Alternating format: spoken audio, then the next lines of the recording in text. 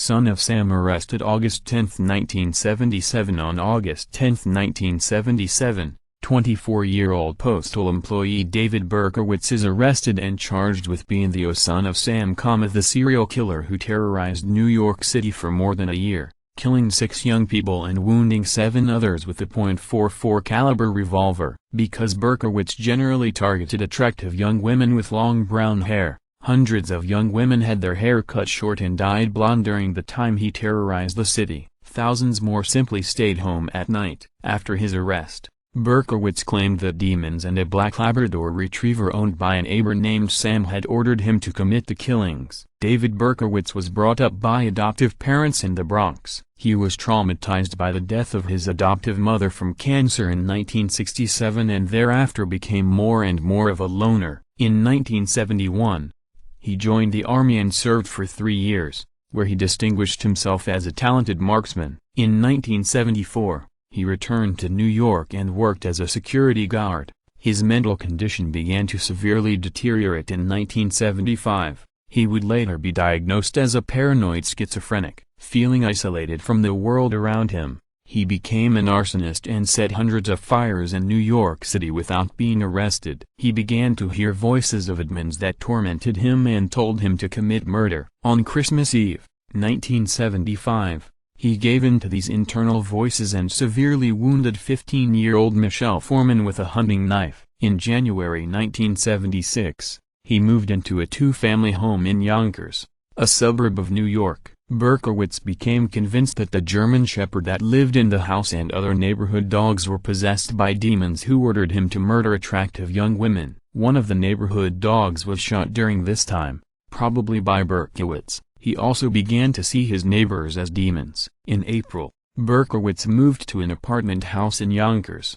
but his new home also had dogs. His neighbor, retiree Sam Carr, had a black Labrador retriever named Harvey, who Berkowitz believed pleaded with him to kill. He also saw Sam Carr as a powerful demon and was referring to him when he later called himself Son of Sam. On July 28, 1976, Berkowitz quit his job as a security guard. Early the next morning, he walked up to a parked car in the Bronx where 2 young women were talking and fired 5 bullets from his .44 revolver into the vehicle. 18-year-old brunette Donna Loria was killed instantly, and her friend Jody Valentine was wounded. Police could find no motives or leads in the shooting. In the early morning of October 24, Berkowitz struck again, critically wounding 20-year-old Carl Denaro as he sat in a car and talked with a female friend in Queens. A little more than a month later, on November 26, 16-year-old Donna DeMasi and 18-year-old Joanne Lamino were shot and seriously wounded in the street on their way home from a movie. On January 30, 1977,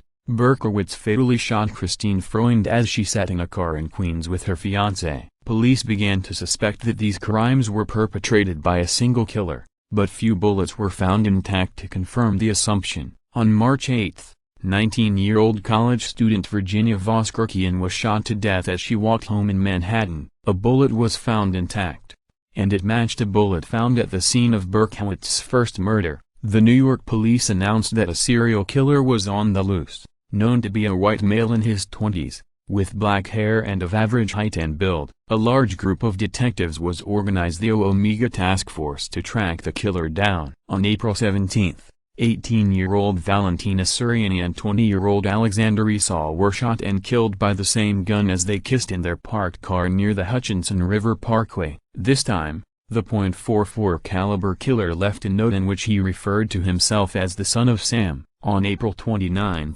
Berkowitz shot Sam Carr's Labrador retriever. He had previously sent an anonymous, threatening letter to Mr. Carr concerning the animal. The dog recovered, and the Yonkers police began an investigation. Meanwhile, Berkowitz began sending bizarre letters to other neighbors and his former landlords. These individuals began to suspect Berkowitz to be the Son of Sam and reported their suspicions to local police. The Omega Task Force was subsequently notified, but the detectives had received thousands of reports of Son of Sam suspects and were having a difficult time sifting through all the dead-end leads. On June 26, the Son of Sam struck again, wounding Judy Placido and Sal Lupo as they sat in their car after leaving a Queens disco. Public concern over the rampaging serial killer grew to panic proportions, and New York nightclubs and restaurants saw a dramatic drop in business. A blistering heat wave and a 25-hour blackout in mid-July only increased the tension. On July 31st,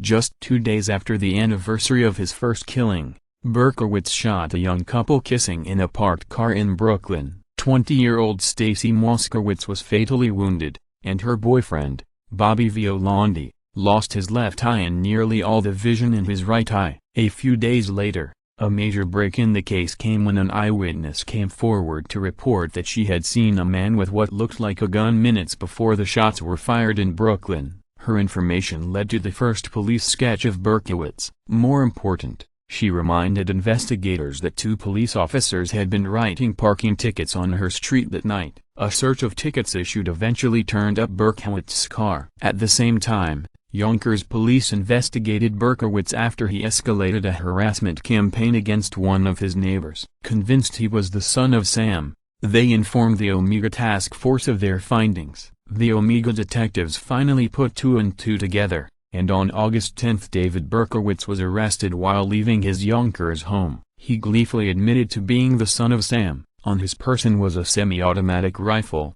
and he explained he was on his way to commit another murder. The .44 caliber revolver was also recovered. There was some question about whether Berkowitz was mentally fit to stand trial, but on May 8, 1978, he withdrew an insanity defense and pleaded guilty to the 6.44 caliber murders. He was given 6 25 years to life sentences for the crime, the maximum penalty allowed at the time. He has since been denied parole. Since 1987, he has been held at the Sullivan Correctional Facility in upstate New York, where he allegedly converted to Christianity.